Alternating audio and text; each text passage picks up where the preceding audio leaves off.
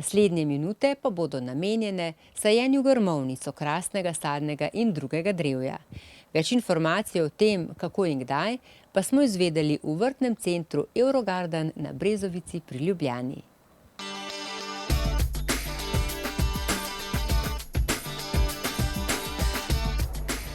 Daniela, vi ste meni že toliko stvari povedali, kadar sem kupovala pri vas, ste mi dali toliko inštrukcij in sem rekla, da bom tudi vas zdaj vprašala, da malo našim gledalcem povemo, kaj vse mora vedeti, če sadijo tele vaše rastline. Predvsem moramo povedati, da dejansko rastline lahko sadimo celo leto, če so sadike v loncih. Golo korenino pa pač ne moremo več, zdaj je že čas mimo, ne. V poletnem času te sadike bo seveda treba bolj intenzivno oskrbovati, če jih bomo takrat posadili. Idealno je pa zdaj spomladi, pa potem jeseni, septembra, oktobra, novembra, ne. Kaj največ kupujejo? Borovnice, maline, kivi? Jagodičevje dejansko kupujejo vse. Borovnice so res hit v zadnjem času, ko so ljudje ugotovili, da iz ene sadike oziroma iz enega grma borovnice dobimo neki splen, dobimo neki plodov za sprotno zobanje. Veste, jaz sem imela premalo prostora na vrtu in sem kupila pri vas ta velike lonce in mi 3 ameriške borovnice delajo kot zastavo. Dobra ideja, ne? Zelo dobra ideja.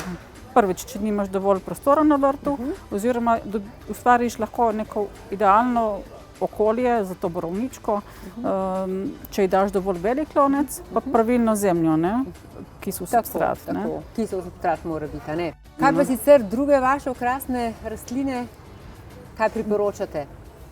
Dejansko potrebno je seveda za svoj vrt izbrati pravilne rastline, tiste, ki so dovolj ustrezajo legi, ustrezajo sami zemlji, se pravi, da so odporne na določeno lego. Pa velikost je seveda pomembna, ne smemo gledati zdaj, koliko je sadika velika, ne. Moramo gledati, kako bo sadika zrasla, ne, kako bo velika postala. Pa seveda naše želje, so pa še določeni trendi seveda, ne.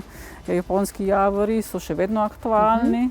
Za kakšne nežne duše so pa potem mogoče kakšna taka okrasna drevesa, kot so, ne vem, japonske češnje, okrasne jabljane, ki seveda krajši čas cvetijo, ampak so zelo atraktivne in spomladi in jeseni, ne.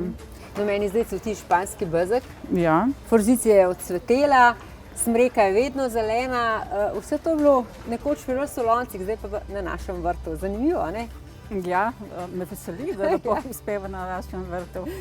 Moraš še kaj povedati, kaj rabijo, če sadijo kakšne dobre škornje pa lopato, ne? Seveda, ko se spravimo na vrt, da bomo posadili neke rastline, uporabimo neko dobro orodje, kvalitetno, da bomo lahko to pravilno in kvalitetno izvedli, se pravi lopate, motike.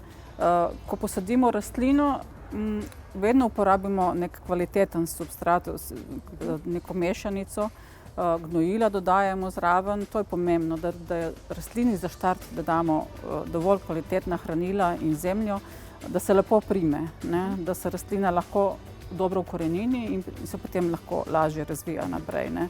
In čisto za konec samo še tole povejva, mreža proti voluharju, to je tudi pomembno, ne? Predvsem za sadna drevesa, ne. Tako.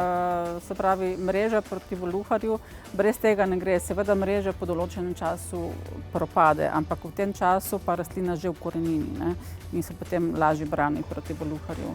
Obvezno pa tudi potem zlasti pri večjih drevesih koli, ki grejo zraven dreves, so zelo pomembni, ne, da rastlina korenini, da se prime.